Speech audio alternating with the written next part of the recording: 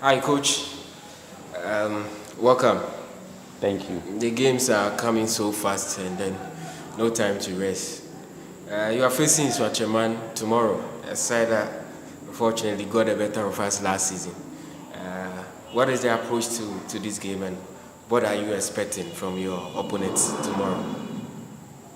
Yeah, I think we need to try as much as possible to make sure that we bury the chances that come our way early in the game, so that we can settle into the game, have our rhythm, and then get into our flow and make sure that we play within our game structure. So I think if we are able to convert the chances early, it will give us some stability and then rhythm in the game. Coach, you have a chance to close the gap on the top of the table. Does that put pressure on you, especially going to an outstanding fixture against an opposition which is not bad in terms of their improvement over the years? Does that make the challenge even more difficult looking at the opposition? Yeah, it depends on how it is managed by the technical staff and the players. It depends on how the interpretation is done to the players. They all know the magnitude of the victory in terms of where to place us on the league log. So they are already aware. A few of them have engaged me, and then it tells clearly that they know why we have to win tomorrow. So it's about we trying to manage their determination, manage their confidence, so that it doesn't affect them negatively, because the level of determination and the level of confidence should be managed in such a way that it turns into a positive energy that can be distributed positively throughout the game, so that we can get the result. So it's all about how we manage their interpretations. Coach, officially, Patrick Esedu wasn't named the man of the match in the last game, but a lot of followers of the game and then writers of the game are of the view that he was the best player in that game. How fulfilling is it for you having missed your regular in terms of Esmat and Patrick coming in, slotting in perfectly? Yeah, it's good for the team. It's good for the boy himself, because it tells that we have depth in the team. So if you have a very good player going out because of injury and somebody coming in, and then you don't feel the effect of the absence of the one who went out, it tells you that there's some depth in the team. So I think it's good for the team in terms of our team structure, in terms of our team cohesion. It's good because when a player comes in and he fits so easily into the game structure, and then I think it's good. On Sunday, you made a couple of changes. Some were forced due to injuries.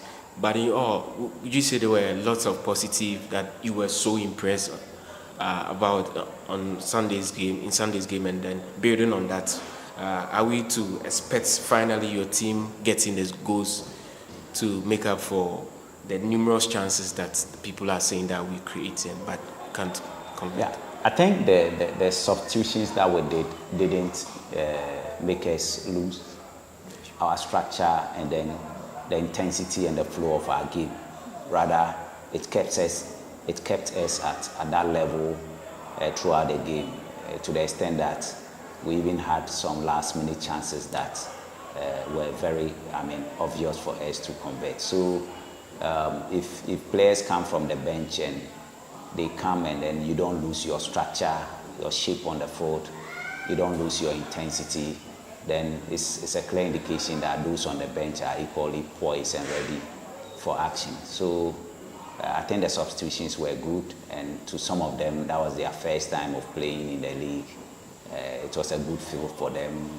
Raman, Awuchi, that is Ebis Cheba, it was their first league games. And then when they came, they made impacts in the team. So it's good for us as a team. A lot of people are saying that after the game they are impressed for the mere fact that we have 3 youth players in the senior team who were also trying to make a point show that the opportunity had presented themselves. How fulfilling is it as a manager seeing these youngsters being in the team and the whole mood on the day, on the match day in the dressing room, saw you talking to them, and then how does it feel like in the coaching space having these youngsters around? I think it's fulfilling, as you already said. When I spoke to them, especially in the dressing room, I realized they were just looking around, watching whatever was going on. It was a first-time experience for them. They were happy. And as a technical staff, we're also happy because if you go to a venue like Brekum and then you have youth team players in your team, that you are ready as a manager to introduce them into the game. It tells the level of their talent and the level of confidence that the coach has in them. So it's a good step in the right direction. We'll keep talking to them, give them the needed confidence to be able to stay up there and focus so that anytime the opportunity comes, they will be able to integrate into the team meaningfully. Remember, once we are able to integrate them meaningfully into the team, it will become a weapon and a property for the team because these are our own players. We are grooming for the future, so it's good. But how do you rate your opponents, their system, how they go about their game, and how difficult they are from the technical perspective? They are a very good side. They have a very good coach.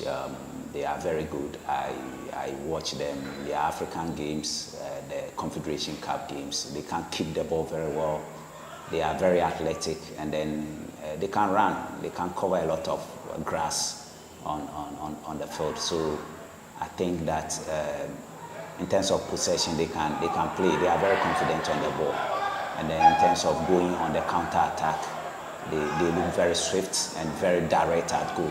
They are very good goal scorers, and we need to make sure that as we try to score, we make sure that we keep our back clean and tight so that if we lose the ball, we are not caught on a counter or on a fast break. So they are a very good side. The players they have are very good.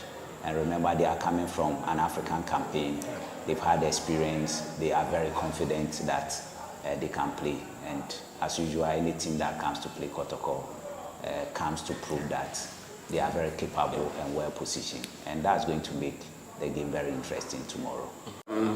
Coach, are there any news on injuries, any returning players, or the injury updates? I think, it stays the same. Samba is still not back. Babayaya, Tinedu, Esmant, they are all out of the team for now, and they are being attended to by the medical team. So as and when we think that they are ready, then we'll try to integrate them into the team through the appropriate process. So for now, that is it. The 4 players are still out. Samba, Tinedu, Babayaya, and then Esmat. Coach, in the last game, Che came off what from afar looked like a dead leg. Is there any concern, worries ahead of the, or has he recovered? Yeah, he has recovered. He's fine. According to the medical team, he's okay. I've seen him personally. He's okay, and he's ready to train right now as we talk. He's ready to train, so he's okay. Coach, thank you very much and wish you the best for tomorrow. Thank you too.